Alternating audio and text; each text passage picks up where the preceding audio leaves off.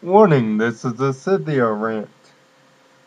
Any Scipio rants that involve anything do not have the sound, video, audio, or anything from any shows or games they're in and are strictly my opinion and my opinion only.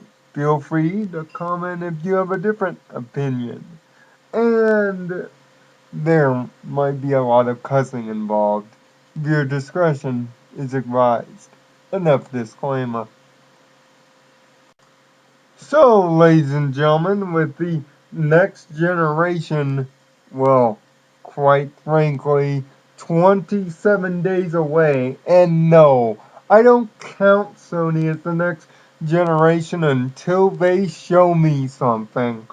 It's about time I put a close on my thoughts on the last generation.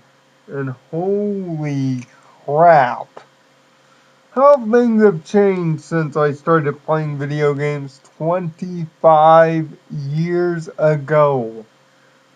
We're in a very humble Atari 2600, only to upgrade to Nintendo and remain there dominantly until the year of 1999, in which I officially switched my allegiance to PlayStation, only to remain there until I bought an Xbox 360 in 2007 and subsequently have never looked back. So, what's this last generation meant for the Lyoko one?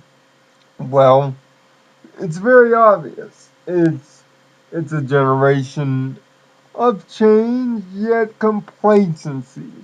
Yet the birth and outlandishness of DLC entertainment apps, but yet the overflowing glory of the social connection that was never thought to be establishable all those years ago. Without Xbox Live and without our radio show, in which I took part of years before my first login to the Green Machine, I would not be socially able to make the connections enough to even do the Code America series that I do. But this generation has been a lot more about how people have become apathetic and complacent rather than the glory of what we've gotten into in terms of a socially connected world. So, seeing that May 21st, the beginning of Sony's end, is fast approaching, it's time to put a bookend to this sucker and end what many consider the seventh console generation, but I rather call it the 6.5. Welcome welcome to a generational rant that would even have Rockin' Cena shaking in its boots.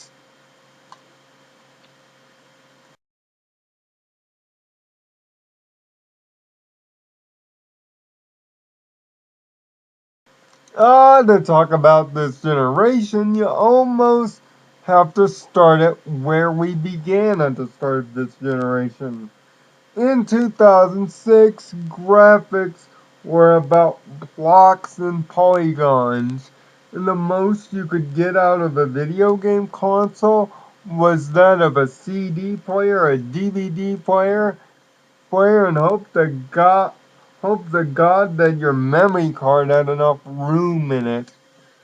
But as of 2006, with the birth of the Xbox 360, things rapidly changed, and the changing social climate happened right along with it.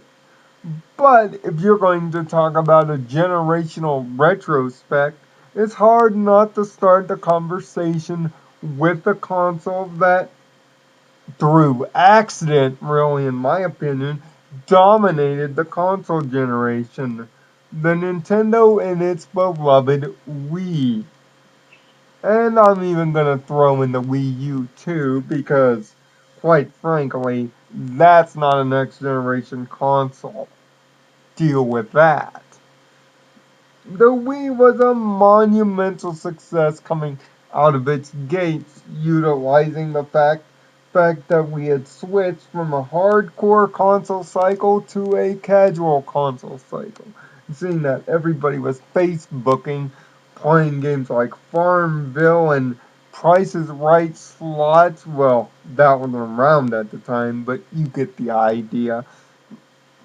Many grandmas, mothers, and family types were picking up the decidedly cheaper Nintendo Wii at $250 like it was going out of style.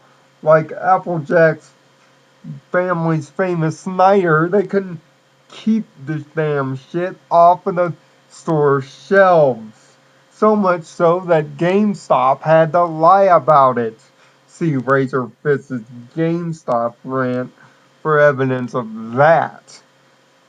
But also, but also on top of that, the Nintendo Wii capitalized on just having the right amount of games early to spark the attention.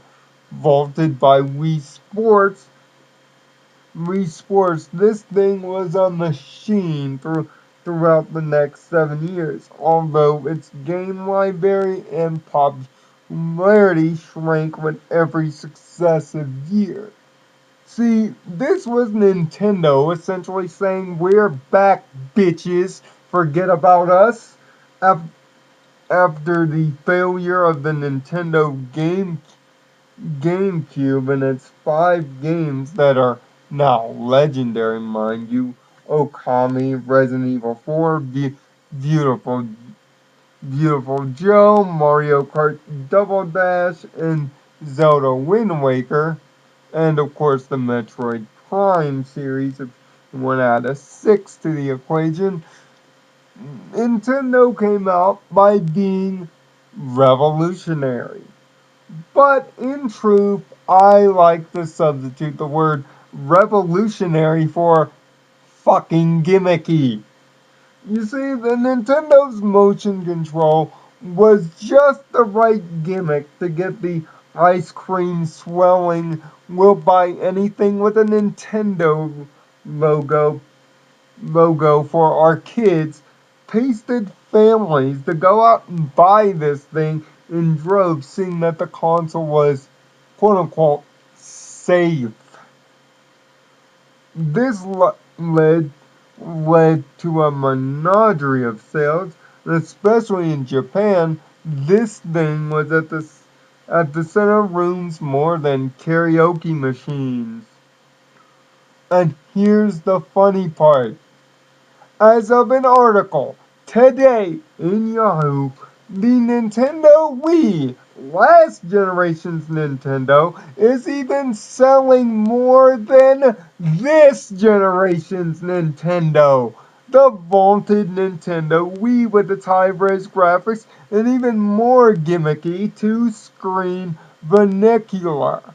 This is how powerful a console can be if done right.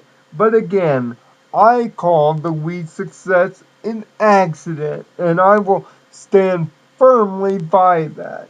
It was simply lightning in a bottle. Right place, right time, right amount of Oprah appearance. There's no real one noticeable game other than Wii Sports and its current sequel, Wii Sports Resort, that will even be remembered for the thing.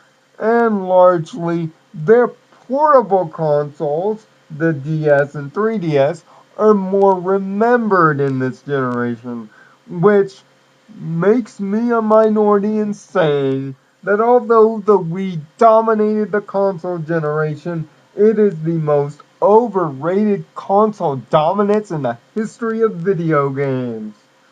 Print that on a media marquee. As far as the 360 is concerned, my beloved 360, let's just get this thing out of the way. I am an Xbox user. Been an Xbox user 7 years. Have bought 3 different Xbox 360s in that time frame and have currently to my name oh close to 130 games. Why? Because the 360 does everything essentially right. Mind you, it didn't start out that way. You see, when the console launched in 2006, the console was so buggy and partially broken that it led people to have nightmares about, well, red rings and horrible, horrible things happening to their video game time. A problem that it would take essentially almost the lifeblood of this console to fix. 5 different motherboards were switched before the right one was found for the Xbox 360 Slim. See, back at the beginning of the console had a staggering 85% failure rate, meaning this thing was more uncommon to break down on you than a menagerie of Ford cars at a dealership that has been unmaintenanced for a few weeks. But despite of that, the Xbox 360's greatest strength and the reason to me it wins is because of the strength of its game lineup. Coming straight out with games like Elder Scrolls for Oblivion, also another game you might know called Gears of War, and a very underrated but equally as successful sequel to both Project Gotham and Forza Motorsport a year later, not to mention Halo 3 at the time. This console was generating sales and generating popularity as fast as Lady Gaga, but yet, because PlayStation was the dominant console brand at the time, nobody was paying attention. What makes the Xbox's grand success an even greater feat is the fact that in recent years the Xbox 360 hasn't had the advantage of Japan helping it out. That's right, because of a Motorola chipset in the console was effectively banned in the country of Japan. You would think this would slow down the 360's forward momentum, but no. This thing, this thing has sold billions of dollars. Yes, mind you, paying $60 for Xbox Live can be a hit or miss proposition for people, but it is this that's been the Xbox 360's greatest strength, relying on the new social landscape that we live in, and the one word that used to make the PlayStation 2 God in most households: convenience. You see, the Xbox 360 is very definition of the word convenience due to its loads of apps and things to do on the console. Heck, even even the place I'm sending this very video to, you can access it through an Xbox. And essentially, every other console soon there followed suit with Hulu apps, YouTube apps, Facebook apps, the like. But it wasn't until Xbox broke the social door between gaming console and total do everything machine that everybody followed suit. And plus, this thing this thing hasn't been widespread compromised Xbox Live has gotten better through its uniquely theirs party system, and everybody's looking forward to the next step. Plus, Xbox 360 is fundamental in the Call of Duty domination. If it weren't for Xbox Live, Call of Duty wouldn't be the John Cena video games as we know it today. Although it might not have as many first person exclusives as other console makers have and gamers would like, there is no doubt that the 360 has won and truly won this console cycle. Don't don't let the Wii's big sales fool you. The Xbox 360 will undoubtedly in history be known as the template that moved gaming from something niche to something everyday. Now to get to the loser of this generation. And if you watch my two-part Sony rant, you already know how I feel about Sony as a whole. So I'm not going to retread water like a Bleach flashback and essentially say what I said about Sony again. Just know that Sony made a ton of colossal mistakes that they're still paying for. And even though they've been the first to reveal their next hand before anybody else, I expect as of May 22nd, that little rush to the gun will look even more stupid than Vita sales. Sure, it's still the highest selling console in Japan because really it's one of only two major consoles that sell there, and it has the most brevity of first party exclusives. But everything that the PlayStation has done in the last 7 years has been a copy of its competition. Other than Uncharted, there's no one unique game that sticks out, and there still hasn't been a game yet in the PlayStation's current life cycle that sells any of its machines. Although it was fundamentally not broken at the start of its cycle, unlike the 360, there is no question, no undouble question that unless you are a PlayStation user, you more than likely jumped due to the PSN and its lackluster performance, features, and most importantly, security and safety. Also, because this was PlayStation's first run into the online landscape, I can forgive them for that. But this time, in the next generation, that is unacceptable. The PlayStation 4 has to be better than this. It has to sell more than this. How much more, mind you? I actually did some math in my head. Considering the amount of technology that is in this console, you are talking about a console based on high-end PCs that would usually cost you about $3,000 to make. Let's say Sony comes out at E3 and announces the console at anything less than the price that I'm about to give you.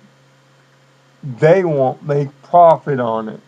You see, they've lost billions and billions, millions upon billions of dollars in the PlayStation's last two products, the Vita and the PlayStation 3. For them to make a profit off of the PlayStation 4 based on my math and an analysis of the general market at large, for them to make profit, they would have to sell the PlayStation 4 and prepare your wallets and your heads for this, at a staggering $750. That's right, ladies and gentlemen. For Sony to even make an inch of their money back on the PlayStation 4 console, guess who's taking the hit? The gamers, at a staggering $750 per console. And how much would they have to sell at launch for it to be a successful launch? Oh, I don't know, about 4.8 million PS4s at launch in order to start even making a dent in the profit margin. This is PlayStation 3's legacy, not its games, not what it failed to do, but the damage it leaves behind. The damage that the PlayStation 3 has caused has put Sony in a virtual no-win situation. If they try to sell it to get the gamers back, the profit won't be made, and they'll eventually lose so much money that they might have to back out, similarly to Nintendo. But if they try to sell it for profit, no one will buy it. So what's the lesson going into this next console generation after quickly analyzing the big three? Well, one, don't oversell your consoles, which hopefully Microsoft and Sony are listening to us and paying attention and are not willing to oversell it. And, and two, make good games, especially at launch. And here's looking at you, Sony. Your launch lineup over the years has been abysmal. If you want to get back into this fight, you've got to have a successful launch. And three, make it truly next gen. Nintendo is paying for it.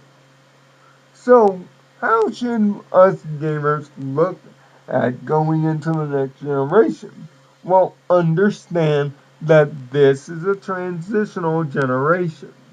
You see, gaming is about to go beyond itself.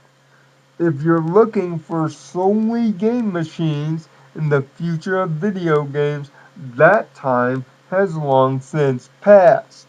You need to look at these things like miniature PCs as things like a BlackBerry phone, things that you can depend on not only for your gaming fix, but for your everyday social fixes or for just entertaining yourself. You see, these consoles, these next Xboxes, PS3s, and Wii U's, are no longer gaming consoles. They're entertainment vessels. And yes, I did say the words entertainment vessels. If you look at it that way, based on what they'll be able to do in terms of everything rather than gaming machines, then we can look at this, the eighth console generation, as the most beneficial to the user in the history of video games. Whether each one of the big three will have enough great games to pilot our gaming fixes is a whole nother situation. But as for this console generation, it's been a reflective one, especially for a gamer like myself. It's shown me how far we've come and how far we can still go. But if we don't learn from the mistakes of the past, the eighth console generation could be what many gamers fear it to be, the biggest headache in history. But don't think of it as a headache just yet. slow down, don't rush into it, and let the generation come through naturally. Because if you try to make it an expectational thing, you, and most certainly I, will most certainly fail to keep gaming alive. Live life by code.